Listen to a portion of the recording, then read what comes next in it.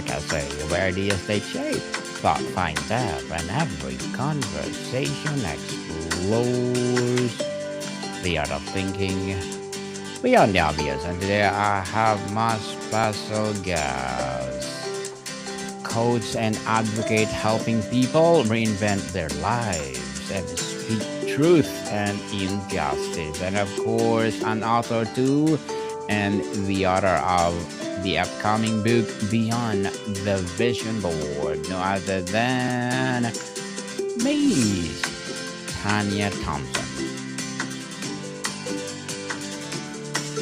Welcome, Miss Tanya on Upside Cafe. And can you please introduce more about yourself that I miss? Absolutely, absolutely. Well, thank you so much for having me here, Daniel. This is an amazing opportunity, and I'm super excited to begin to share a little bit about my history and experience with toxic work environments. And truthfully, my story really begins inside of a toxic work culture, at least over the last maybe 10 years or so. And I mean the kind of toxic culture where retaliation, gaslighting, and being conditioned to just silence yourself, it begins to really reshape who you are or who you see yourself to be. Hold on, I'm having an echo. Yes, I'm gonna fix that now. Just give me a minute. Okay, thank you. Oh, much better. Thank you. And so recognizing that the environment was toxic and the gaslighting, and the only way that I could have survived, and actually that wouldn't have even worked, was through silence. And recognizing that gave me the space to determine that it was time to do something different. And I'm excited to talk about how those kinds of environments can impact our identity, and how reclaiming your voice can become the pathway to reclaiming your life. That's what we see in my story through Beyond the Vision Board, and just through the experiences that I've had in these toxic environments.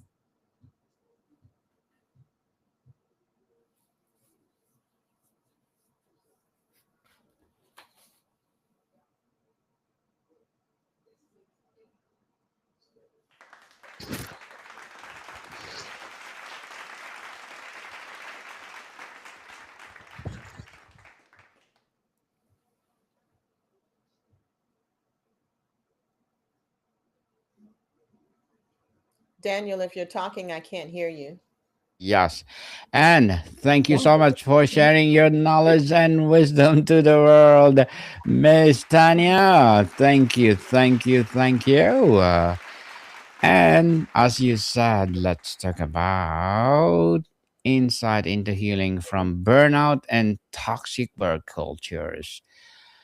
How do you distinguish a clinical burnout from just being really tired, and what are the subtle early warning signs people often miss in themselves?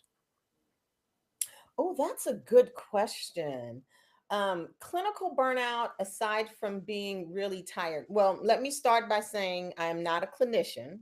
So I don't want to be misinterpreted.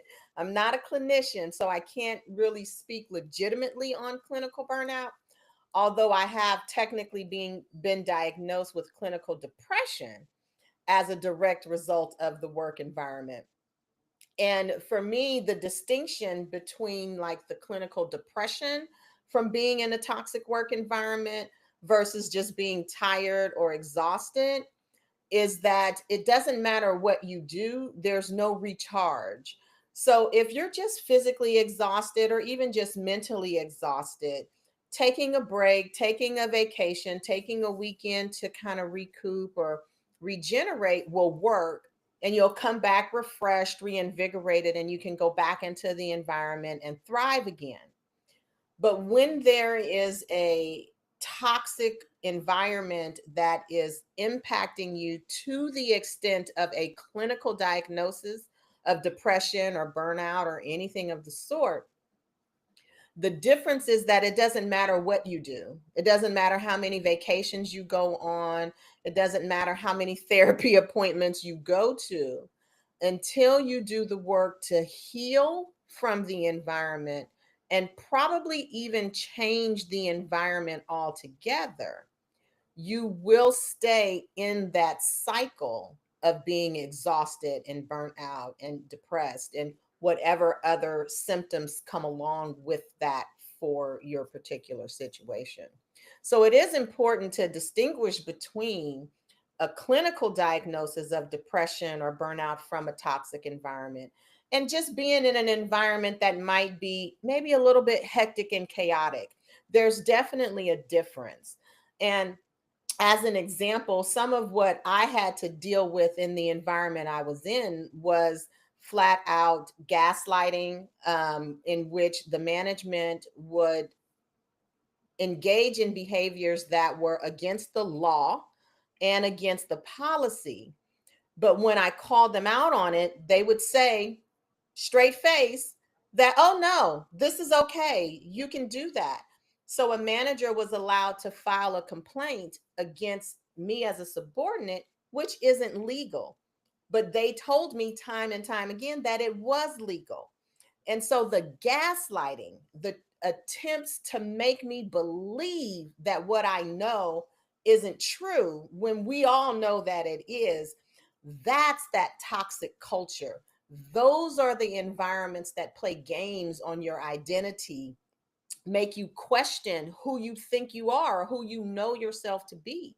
Because with those kinds of games, it breaks down everything you ever thought you knew about who you were and what you knew. Because I'm very confident in the law. I've been trained in administrative policies, and I've been in high administrative positions. I've run prisons as an associate warden.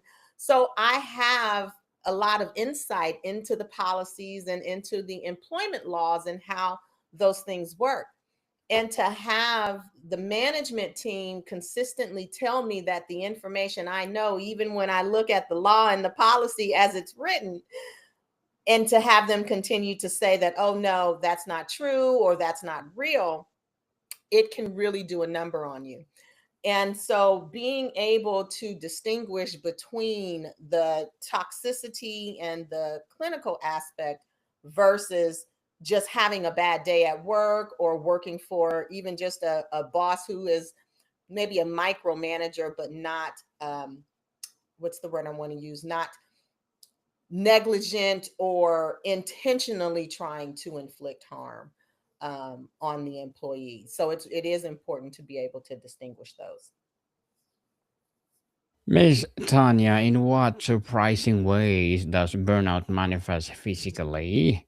And why is it attending the body of non negotiable first step in healing? Oh, that is such a good question. Some of the ways that burnout, which is basically stress, shows up in the body, and I'll speak affirmatively for how it has shown up in my body. And it shows up in fatigue, exhaustion, poor appetite, sleep disruption. I'm one who grinds my teeth, so it grinds my teeth. My teeth get what's the word, sensitive, and my body gets sore. Man, the racing thoughts, like these are the physical manifestations of the burnout, of the toxic environment. The reason you want to start with the body, and since this is book 101, one of the books that has played a major role in supporting me through navigating the toxic work culture is The Body Keeps the Score. And one of the things that I teach, I'm a certified yoga teacher, and one of the things that I teach is the somatic movement, the importance of releasing the pain, the tension, the stress out of your body, moving your body, using the energy in ways that release the tension. because your body does hold on to all of the stress, the tension, the cortisol. That's what shows up in high blood pressure, diabetes. All of these things become long term impacts of not dealing with stress and the impacts of stress on the physical body, on your internal organs, on your physical frame. It just wears and wears and wears our bodies down.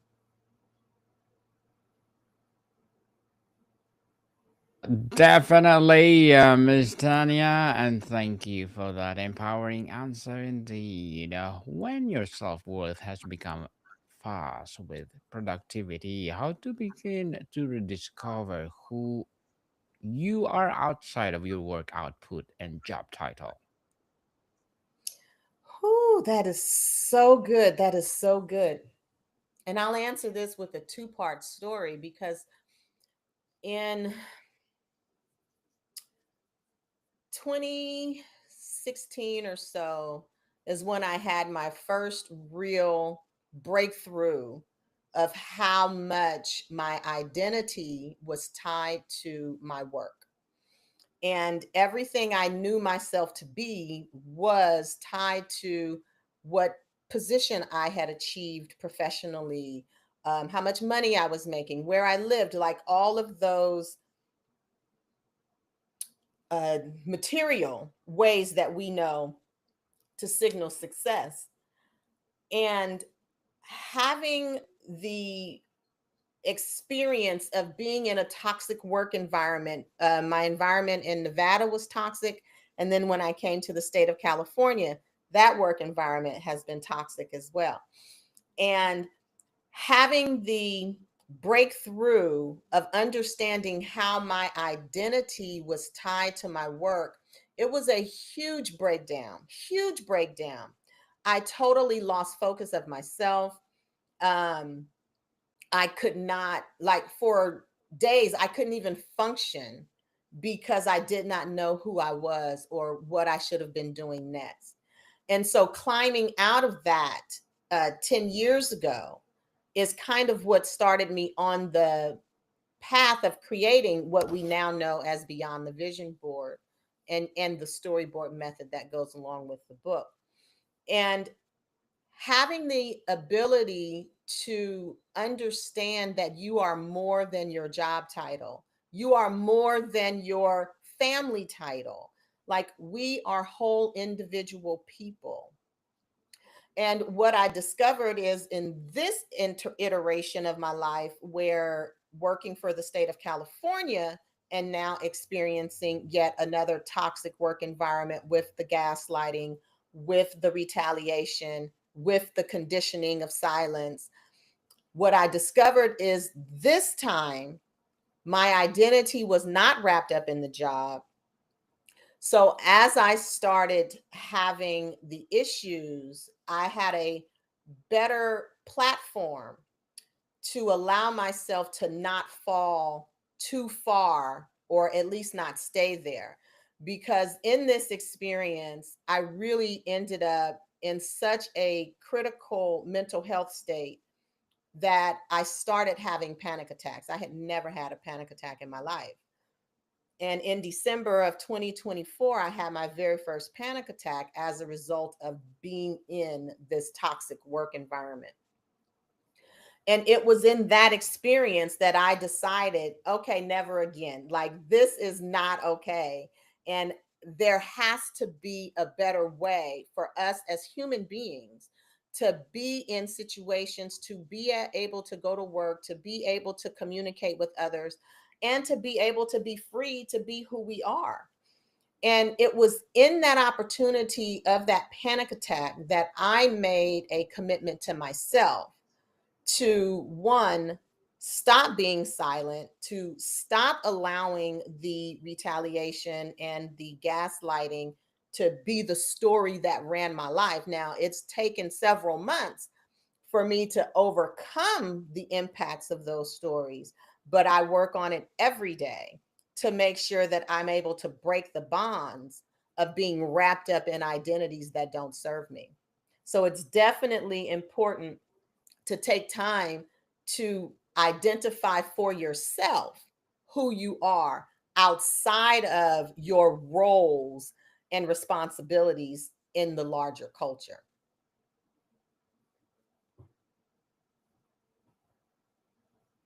Interesting, Miss Tanya. So tell us your upcoming book, Beyond the Vision Board. Is it the same, the topic that we're talking about? Or did you discuss the topic that we are talking about? Yes, I do have the topic that we're discussing now, the toxic work culture, is also related in the book, as I do share stories from my experience and how I have been able to apply this method, the storyboard method that I created, to help build my transition and to help support my transformation from being, I guess, down and in despair and burnout, to now being able to be firm and thriving and really moving forward in my own vision and dreams for my own life. So that is also in the book, and the method is how I've been able to do it in my life, which is what I share with others who may be struggling with places where they're finding themselves stuck or depressed or in despair, feeling like they have no way to step forward. And so by looking at what those barriers are, by looking at the stories, right, that are at play, that's the way I was able to shift and make transitions in my own life. And that's what I help other people do in their own lives as well. Well, looking forward for that book, Miss Tanya. Burnout often stem from a feeling of powerlessness. What are the practical ways to rebuild a sense of personal agency, even in small ways, during recovery? Oh, so good. So good. And you are spot on, because when you get to that place of burnout or despair, especially in a toxic work environment, because let's be real, like what do we expect from work? That's our paycheck, that's our sustenance, that's how we survive and thrive in our world every day. And when we are in a situation where that is threatened, our identity is challenged, and we still have to figure out how to keep going. And some of the ways that I have found that are helpful is to first center. You have to be able to breathe. Your breath is the most important element in regulating your nervous system. Because when we are triggered or activated, dealing with that fight or flight, when the parasympathetic nervous system is flying all over the place, if you can take control of your breath, if you can take a couple of deep breaths in through the nose, out through the nose, give yourself a minute or two to just settle. Remind yourself that you're okay. If you can get yourself into the present moment, oftentimes when we get in those spirals, it's because we're running stories about things that haven't happened, but we believe that they are happening or can happen, and we live into those stories as though they're true. And so you want to snap yourself out of it and get back into your current reality. So look for things that you can physically see, touch, taste, feel, and get connected with those things so you can get back into your present space, and then start to make conscious choices for what it is that you want to do next. And when I say next, I mean something as simple as, I need to put this paper on to the left side of me. Getting yourself back grounded is how you begin to recover after dealing with, or while dealing with, toxic environments, chronic burnout, stress, depression, anxiety. I suffered from anxiety, particularly around the toxic work environment and the toxic work culture. I even had a little sticker on my laptop that talked about anxiety being the fact that the brain is anticipating experiences as though they're happening right now. And so your body begins to respond as though the threat is real.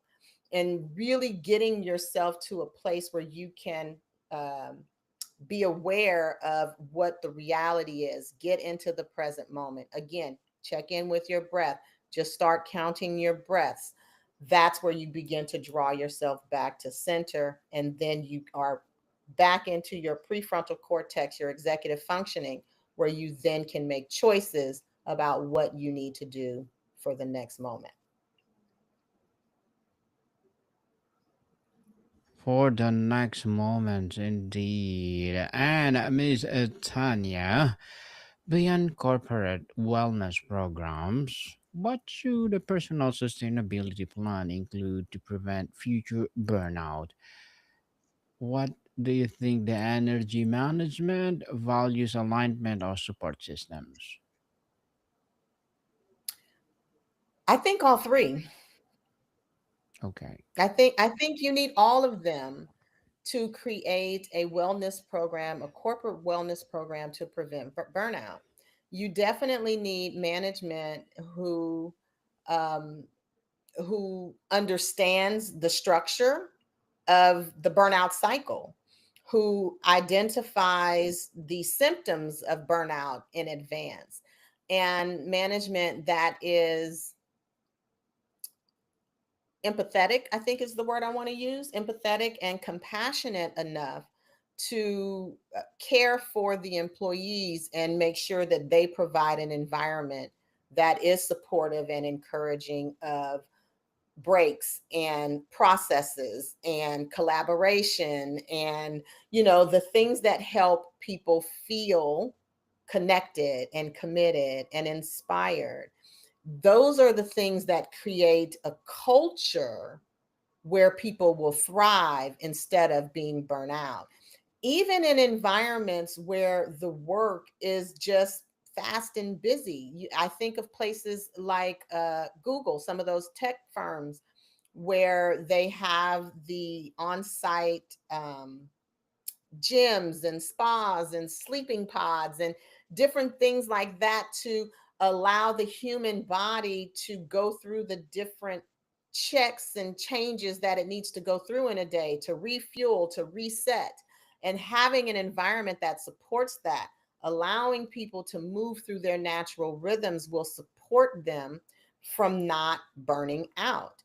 So all three of those elements are critical in creating a work culture or a work environment that um, supports the employee rather than supports burning out employees. Yes, and Miss Tanya, what is the most important piece of wisdom or comparison you would offer to yourself at the peak of your burnout? What's the Ask the question again, please? Yes, what is the most important piece of wisdom or comparison you would offer to yourself at the peak of your burnout? Mm.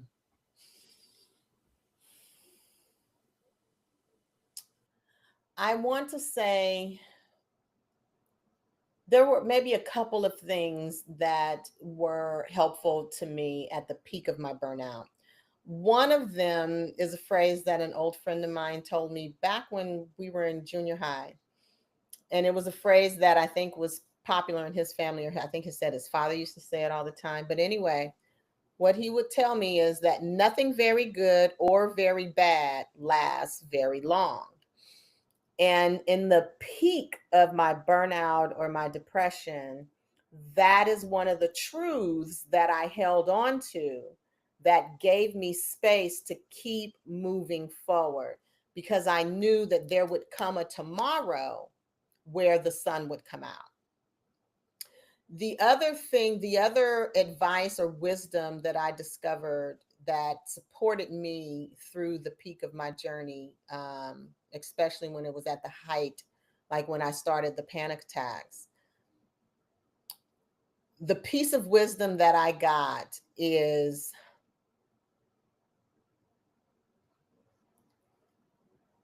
it really is important to love thyself. You have to love yourself more than you love the things that the work provides. I had to get to the place where reminding myself that my health, my mental health, my emotional health was more important than any paycheck any employer could provide. Those are the two pieces of wisdom that sustained me through navigating all of the muck and the mire that came with the toxic work environment, with the gaslighting. And it's not over. Like, I'm still in the middle of it. I'm still fighting with the employer around them violating the laws. And it is using those pieces of wisdom that allows me to recenter and stay connected to what my purpose is and to keep moving forward every day. Moving forward, indeed, Miss Tanya. Before we wrap up our discussion for today, I'm inviting you to please do listen to my other podcast, people, because my abstract essay is already in fifth season. Abstract poetry in second season. I'm a book 101 review in fifth season too. Comedy 101 in third season, and food 101 in sixth season as well. Geography 101, love letters, and movie 101 review, music 101 in its fourth season. Science 101, Sex 101 in its second season of My Baby Podcast, Law 101, Mental Health 101, Bible Verses 101, and Entrepreneur 101 coming this December. Please listen to them wherever you listen your podcast. So, Miss Tanya, what is the most, or not the most, how has going through these profound challenges ultimately changed your relationship with work? Ooh. Going through these challenges has definitely changed my relationship with work. Unfortunately, I don't trust systems anymore. I don't trust employers. And it has pushed me to say in my life that I'm done being an employee. I will um, build my life as an employer and an entrepreneur from here on out, because I really, it's been a rough go for me in the world of work. And I remember, yeah, it totally has changed my relationship. And I loved my job. I loved my job. And now I can't even think about what it would be. Well, thank you, Miss Tanya, for sharing your knowledge and wisdom to the world. So, can you please invite our listeners to support your upcoming book, your advocacy, or whatever projects that you're doing right now? Absolutely, absolutely. If this conversation resonated with you, then I invite you to stay connected. My upcoming book, Beyond the Vision Board, Using the Storyboard Method to Picture and Produce Your Preferred Reality, will be available. I'm hoping by February, late January or February of 2026.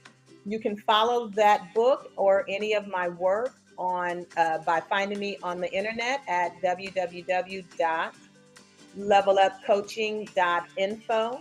You can also follow my advocacy platform, which is Working While Black, Causing Good Trouble for Justice and Change.